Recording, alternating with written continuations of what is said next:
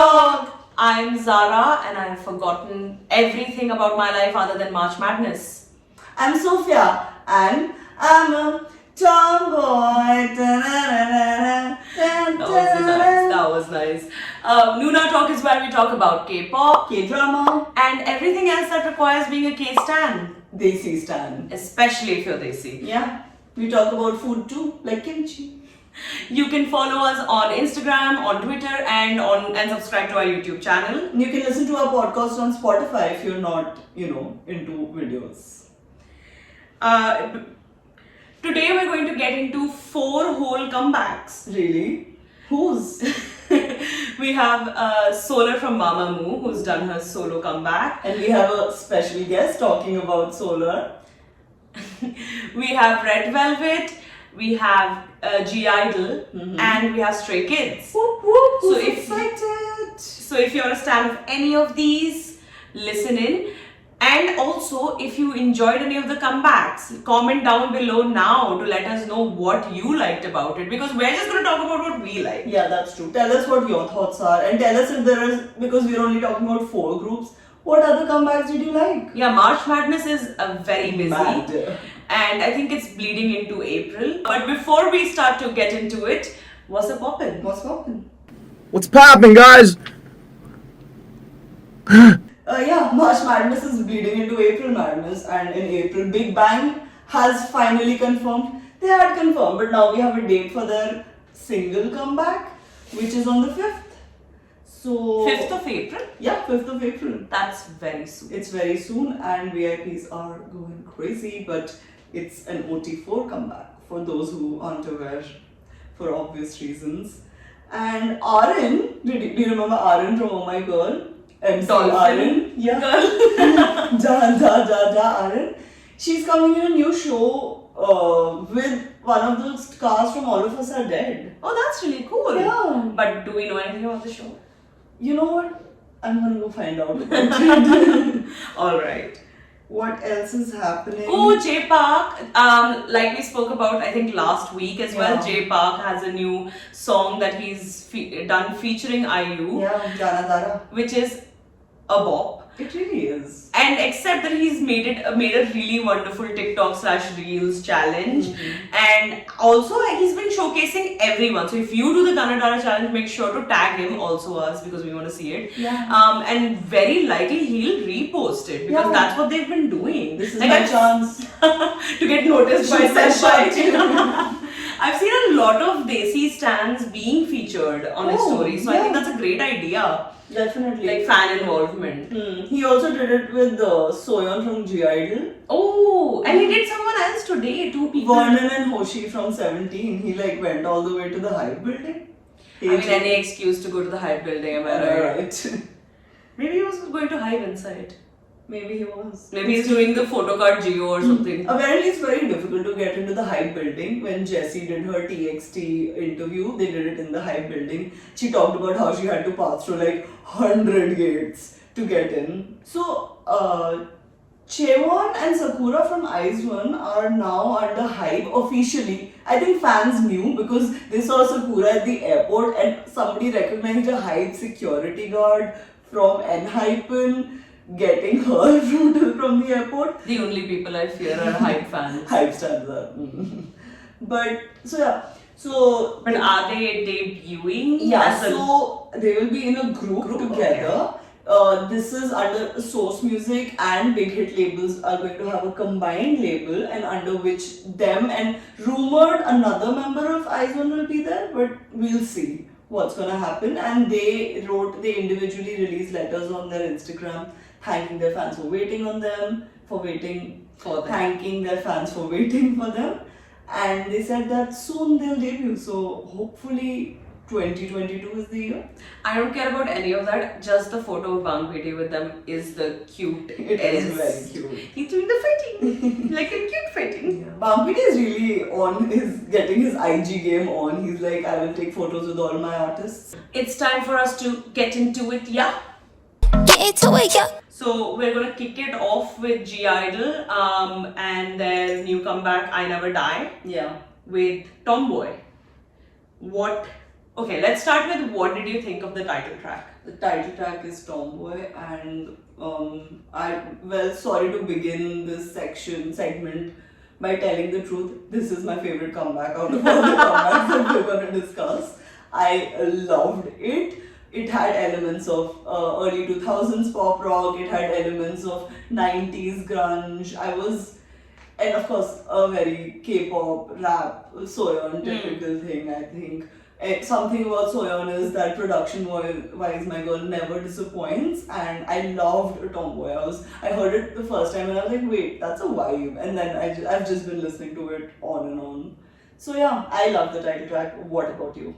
I really like the title track. I think it is ironic that every time I've seen them perform Tomboy or do reels or TikToks with it, they're always in skirts and heels.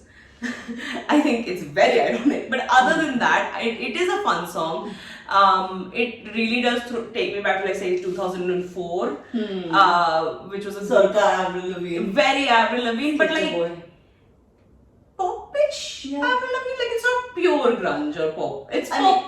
Avril Lavigne is also not Sure, but like it's more pop. It's pop era Avril Lavigne. It's girlfriend era Avril Lavigne versus emo. Yeah.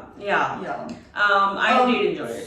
To tell you about how Tomboy and the skirts thing, in Korea the connotation of the word is slightly different, where a tomboy is not a boyish dressed or boyish looking girl, but it's more of a feminist term used for women who are more independent and like establish themselves more, their presence more. So, when growing up, tomboy was something with like a person with short hair or more like shorts. I'm like, oh, why are you wearing like a loose t-shirt? Are you a tomboy? But apparently there's a different meaning. Also, it reminded me very, very, very, very specifically of Woman by Kesha. Because it also has a very similar like hook before the chorus, pre-chorus, sorry. It has a very similar like flow to it. Which I also like Woman by Kesha, so it makes sense that I would like this. I think album-wise, there was a very clear progression where it went from grungy pop to more punk pop to a more moody vibe, and then there was this complete switch up to this hardcore hip hop vibe, and it was very surprising. I think before the last two tracks, we were like, oh, this makes sense, and then suddenly it just switched. The vibe changed. The vibe suddenly, like, zero transition. They were just like, ab hame hip hop gaane. My favorite track, I want to say Liar, but I know I won't. I really did like Tomboy a lot. No, I think I'll have to stick with Tomboy for this. Okay. Mine was Villain Dies. Villain Dies was so good. Oh no! Oh no, I'm not changing my answer. I'm sticking to Tomboy. Villain Dies was so dramatic. When we were listening to it, Zarah was like, this sounds feels like a Broadway, musical. Yeah. Like a Broadway song. Like this could be in Chicago K-pop edition. Stray Kids with Maniac. Stray Kids, huh? What did you think of the title track? What did you think of the title track? It was a solid effort. Would it be something that I would go looking for on my own? I don't think so. My big sort of issue with it is that there's a lot of dependence on Felix's voice. While here for it, love Felix's voice. But ask yourself, if it didn't have Felix's voice doing the Maniac, would you still think it was that good a song? That's a great question. I think it was a very mid for me. It fits the sorry for anybody who really likes Stray Kids. I really like God's Menu and Backdoor, but I think what happened after that is formulaic. It was a formula, and I think with Thunderous they went really hard on the formula, and for me it became really loud. Performance wise, I was here for Thunderous, but just listening to it, I was not. But with the Maniac, it kind of toned down. I liked there were very interesting parts in the production, like the bird noise and things, and I think they kind of toned it down this time, but the formula still remains. Not saying it's bad to have a formula, but I don't know. I don't think it shows off their best abilities. Yeah.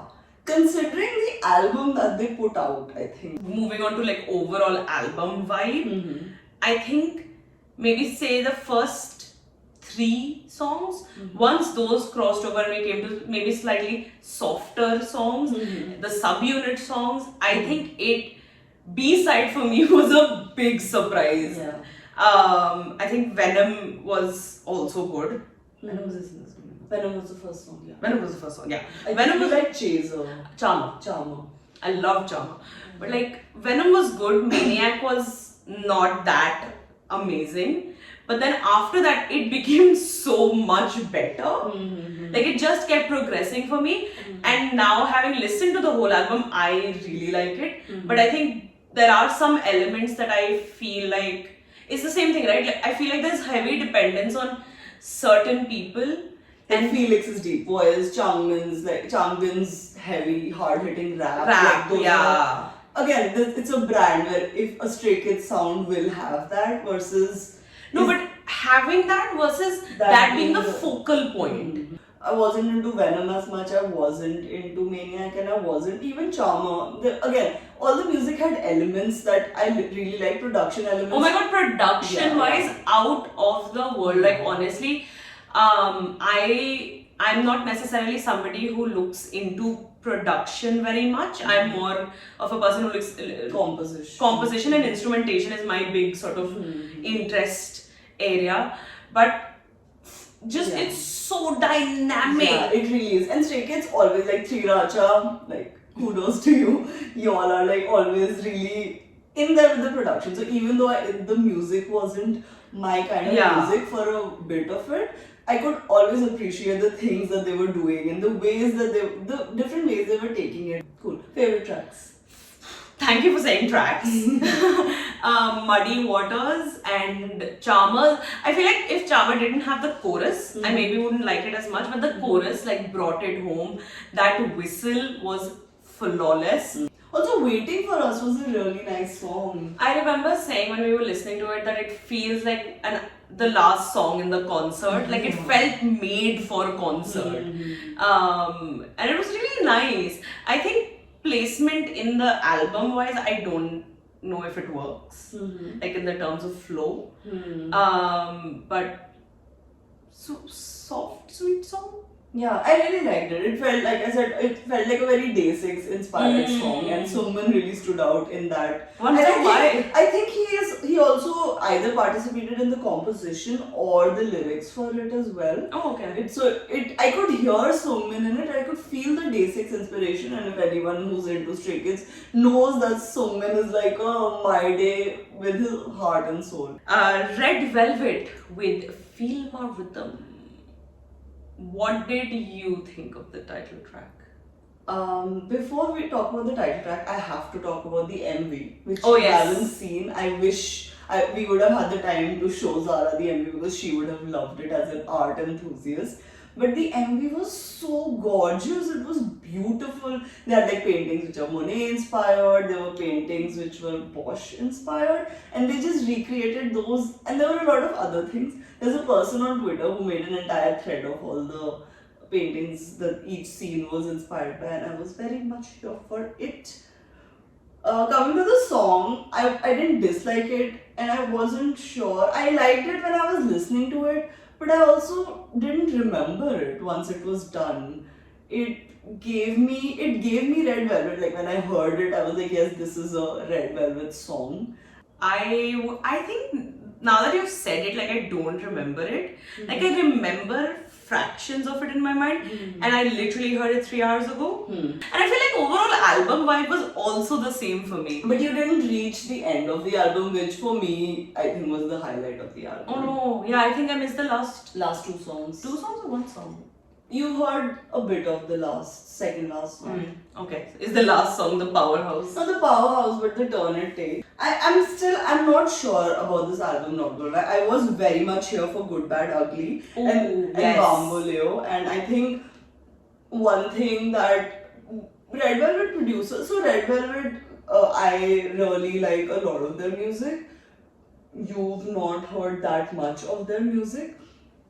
They're very, very strong vocalists, like very good vocalists, SM vocalists, and they do have a very distinct sound. So their concept is Red and Velvet. So Red is their like fun sound, and Velvet is their like more deep R&B music. Okay. And some people say each comeback is different. They say some of their songs are mixed. I don't know. But this dreamy, arcadey element that they have is something that they kind of maintain a lot throughout, have always maintained throughout their music, and there's always an element of slight quirkiness.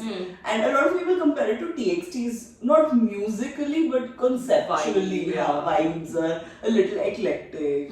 Like it's the girl with the blue hair. And to cap it all off, it's finally time to bring our special guest on board. She is a Mamamoo fan. She is VN biased, but she's made an exception for us. To talk about Solar. So welcome, Kaina. How are you feeling? How did you like the album? Did you even like the album? I don't know. I feel like nowadays in K-pop, it's more like the more you listen to disjointed music, the more you end up liking it. And that's just a trend with like producers these days, I feel. So like at first when I heard Honey, which was the title track for Face, I was very confused because of the long chorus, because I was like, why is this chorus not ending? If you guys have heard Honey, it's like it builds up to a chorus, and then like the all of the saxophones come in and all that other shit, and horns come in, and then suddenly there's a bass drop. It's very strange. But the more I listen to it, the more I actually come to like it now, and I love. I'm living for Solar's looks in the. I just want to butt in and say Solar's like queen of looks. I think even in Spit It Out, she had these very specific looks. Just like the nails. Oh looks. yeah, with the like glow in the dark nails. And that one translucent with the smileys skirt skirt. and top outfit. Yeah, and I mean, I really like the fact that every time, because like making a whole body of work is regardless just so much effort. Like even if you don't like it, it's just something that you appreciate. So like I remember her talking about on the Jessie show about how like Big Booty is like a track that she wrote because she wanted a big booty, and we stand like the imaginative nature of this album, because like Solar was just like, I want to get that thick ass, and then she did, and she wrote a song about it, and now it's actually on an album. So we were also kind of talking about it, how the EP wasn't flowing, the songs weren't connected, but every song kind of felt like she wanted it to be there, and it was very distinct, but it represented a side of her as an artist. Like very personality driven. Yeah. What would you say was your favorite track? Favorite tracks, yeah. I think the 3 songs that I keep going back to, I wish Raw was longer, because I really lived for that like build up and encore. That was really me. I've liked Zingle Zingle. I think that was really nice because it I don't know why, but because I'm a big Moon Sun shipper, so like I think it really went well with like Moonbyul shutdown and everything. So I was like, that's very like in a pair sort of situation. It was very cute, especially because it ends with Solar just like laughing and giggling, super adorable. And I think Honey, because like the fits in the video really sold me. So like that. All of Mamamoo are such strong vocalists. Not just strong, but such distinct vocalists. But Solar has just like This specific energy. Solar. What was your favorite song, Zarah? Chop Chop. Oh Like my I think it like the Same. I think Honey personally for me, like the disjointed thing, I understand that's the trend and she did it for that reason and all of that, so I appreciate the experimentation. That's not necessarily my vibe, but like Chop Chop started down, I was like yeah, I'm here for this. Agreed. And I think Chap Chap it's so summery also, and Yeah. it felt very like right for the Like if that would have season. been title track, I would have been set. For me, the favorite part of Chap Chap was the electronic outro. Like when that came on, I was like, yes, it's, and like Zara was talking about how it builds into that. It's not sudden, it just builds in, and I was like, I want to dance. So no, in terms of like comebacks, I guess, like if I had to rank this, Like everybody's had a comeback from Mamamoo already. So like without being very obviously VN biased, like VN, VN's comeback was great. So that, and I feel like Moonbyul and Whassa are tied, and then Solar. I feel a little sad about saying that. Thank you so much. Which was your like least favorite comeback out of these four? This is completely based on what I would go back to listen to. And the least likely that I'm gonna go back to is Red Velvet. So number 4 is Red Velvet. Ooh. I don't think that's a woo. I would agree. Okay. Red Velvet for me too. Number 3. Number 3, Stray Kids. Who? Okay. I'm very confused, but I think I'm gonna go with GIDLE. Okay, second. Second for me is Solar. Yeah. I think I'm gonna rank for second. I'm gonna put both Stray Kids and Solar because both of them had really strong elements which I really enjoyed, which like their personalities shine through. But then there were some that weren't a letdown, but just weren't as fun in comparison. What's your first? In case anybody is curious, it's GIDLE. I love I Never Die. I've listened to it once at least by now, and I'm gonna go back to it a lot more. I think it's time for this or that. Oh no, I didn't have this or that this time. Oh no, what did you do? You'll have to pick your favorites instead. Oh no, the horror.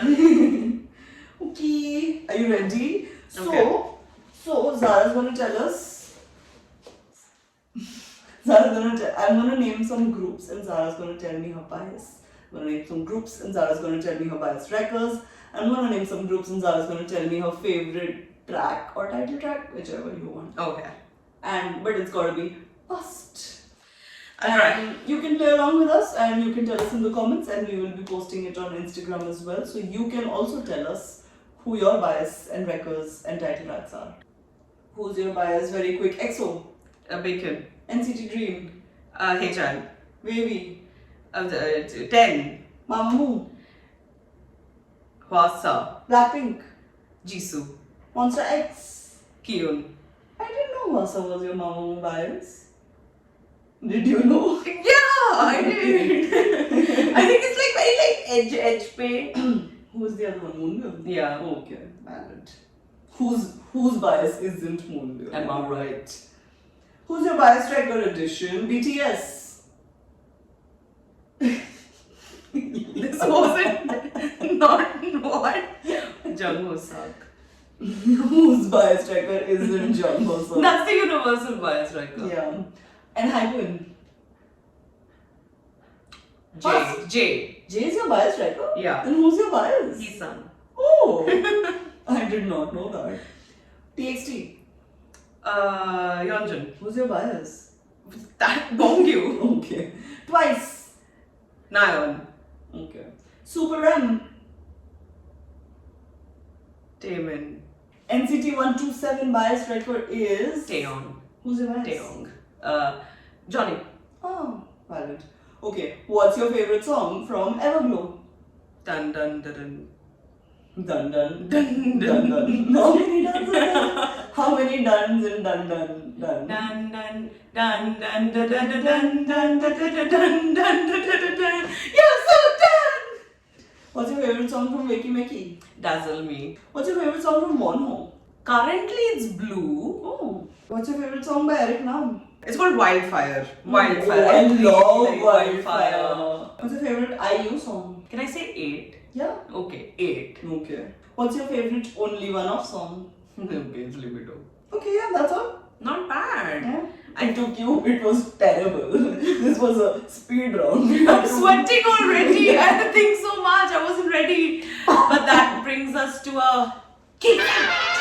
What's the key fact? So when we take photographs, I don't know about you, but I say cheese.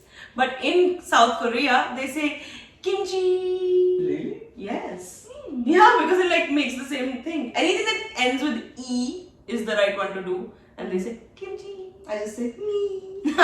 Let's talk about K-dramas. We Just finished watching Rookie Cops without knowing that it was the ended. last episode. Yeah, I think we were in the last episode and I said, How many episodes are No, there? I didn't even ask that. I said, you know what? I'm getting worried because it feels like they're wrapping it up. And you said, no. I'm sure there's more. I didn't realize that we'd watched 16 episodes. I thought we'd seen 8. What did you like about Rookie Cops? I like the fact that the story just took you, like everything was connected. There were no gaping plot holes. I was here for the story. I was here that it was centered around friendship and not a romantic relationship. I signed up for the show just because Kang Daniel's really cute. He's a boba ball. He's a sexy boba ball. He is. But everything took me aback. I think the storyline did. I really was here for even though it was just in the show, police reform. Yeah, that's The fact true. that they showed police reform That's true. from like integral, like their training to eventually the end, all of it. Like I was really here for it. Yeah. And it wasn't over the top idealistic. It wasn't like, no, this is perfect. It was very like questioning things as you go along. And I think coming from an Asian country where there is massive amounts of corruption, it was just nice to see that is being addressed head on. True. What is something I didn't like about Rookie Cops is there could be more chemistry between the lead characters. I didn't like the fact that there was only 2 episodes with Kang Daniel actually singing in it. You have the resource. You've already paid for him. Use it. Yeah, but Hush Hush was impeccable. The second we heard it, we're like, wait a minute. I would recommend this show to somebody who is into light-hearted shows, but not necessarily into ultra-romantic shows. It's a light watch, it's a fun watch, and it keeps you gripped, but it's not nail-biting. Oh my god, what's happening? But you kind of want to know, hey, what's happening? No, I agree. I think it definitely took a much darker turn after like episode 10. But it still kept some elements of the lightness. Of like life in, it showed the life in Police Academy kept going on as it was. Who was your favorite character on Rookie Cops? It was Kim Tak. I think I spent 16 episodes talking about how beautiful he was for you to now suddenly usurp this entire thing by being like Kim Tak was your favorite. I liked Honsol. Oh yeah, I did like Hansol. I really liked Honsol. I think as a character he was very basic. Like it was a very basic character, like money person with a lot of money and a lot of like I can get away with anything, but it was just done really well. It was. It was a basic character and it could have gone wrong, but it was done very, very well. I like that. I did enjoy that. Yeah. Okay, before we wrap up, I just want to do a quick shout out to Kang Daniel. My man has his own music agency. He's nailing an acting role really well. He's sung an OST for it. He's releasing albums. He's signed people like CL. He's gotten deals with Pepsi. What can't you do, man? Marry me. Before we wrap up this week, do you have any awards to give out? My award for the week is the Best Choreographer Award, which goes to Nick Joseph. Congratulations, Nick Joseph, for winning Best Choreographer Award. He is the choreographer for the 3J Butter choreography, but he's also the person who choreographed Frost by TXT and Drunken Days by N-Hypen, which I found out today. I watched an interview that he did with Steezy. It was very interesting. You should definitely check it out. I loved his insights. He's a Taekwondo. He's learned Taekwondo for about 11 years, so a lot of that plays into his choreography. That's really interesting. And Drunken Days was his first K-pop choreography that he did completely with formations end to end. So yeah, that was great. My award for the week is the biggest flex ever. What is it? And it goes to the Nike marketing exec who took a photo in June's studio. I think that was just the biggest flex too. Not only in June's studio, in his chair, in like the place where he sits constantly. I think that is the biggest flex to be like, I mean, of course, there's a deal coming out any day, right? Like, we know this. VBK, yeah. they're going to sign a Nike deal. It's good. They're going to be the new ambassadors, which is sad because it's not even been a year since I got my Fila merch. If you watched and listened to any of the comebacks, let us know. What did you like? Yeah, if our thoughts like Do you coincide. agree? Yeah. Do you agree with us? Do you disagree with us? Did we say something wrong? That brings us to the end of this week. We will see you again next week for another episode of NoonaTalk. I am Zarah. And I'm Sophia. And this was NoonaTalk.